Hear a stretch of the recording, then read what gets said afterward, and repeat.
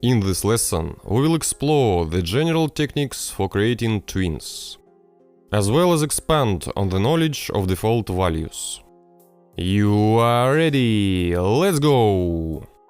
There are three common methods for creating tween in the GSAP library. They differ in the way of setting the initial and final parameters of the animation, and there are also syntax features. You are already familiar with the first method. It specifies the target animation values as parameters. The method takes the initial parameters of the animation target as initial values. The second from method is the opposite of the to method. Here, the initial values of the animation are specified as parameters, and the final animation values are selected from the initial parameters of the animation target.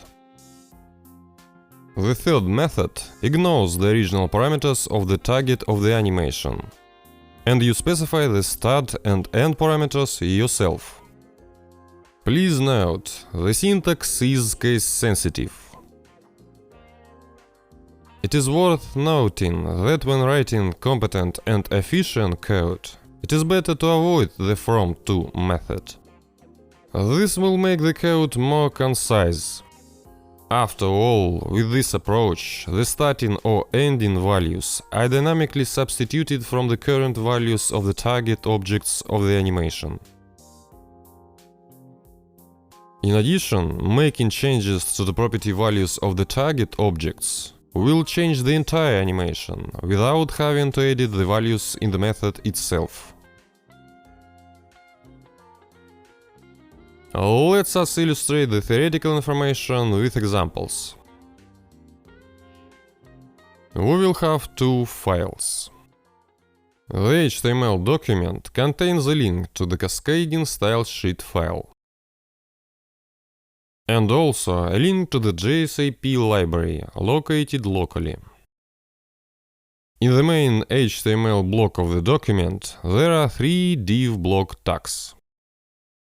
They highlight parts of the document in order to change the appearance of the content. With styles in the method CSS file, they become blue, green and red circles. Check the method CSS file yourself. There is nothing complicated there. We'll need the IDs to specify the animation targets in the appropriate tween creation method. The class is only used in styles to define general properties. Moving on to the JavaScript snippet. We have already met the first method. We specify the target using the generated identifier. The animation will last 3 seconds. Delay before starting. And the target end value of the animation is offset. Transform x is the value of the transform function. As a result, the element is shifted from its original position along the x-axis. The transformation methods are discussed in detail in my course Interactive Web Animation, in the chapter CSS Animations. If you're interested in details on this material, welcome to this course. The last property is the number of repetitions. A value of -1 defines an infinite repeat. Checking the animation result in the browser.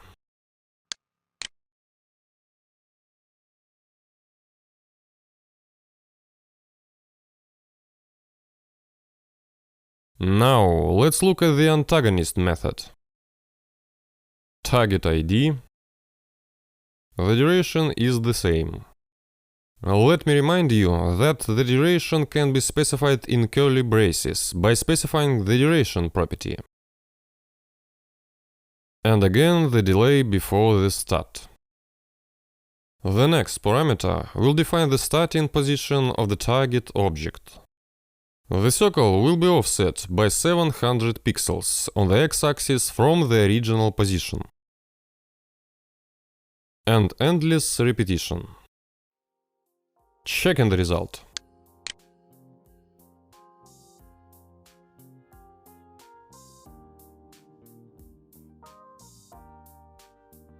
Let's move on to the third method, from to. In its syntax, the animation start and end parameters are specified in different curly braces.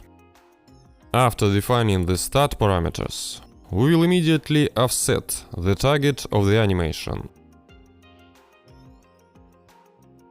The delay is the same, and the meaning of the shift to which we have to arrive.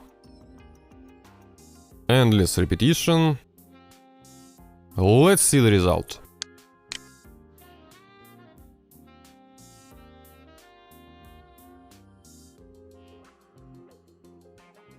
At the end of the lesson, I would like to draw your attention to the default values of two animation parameters.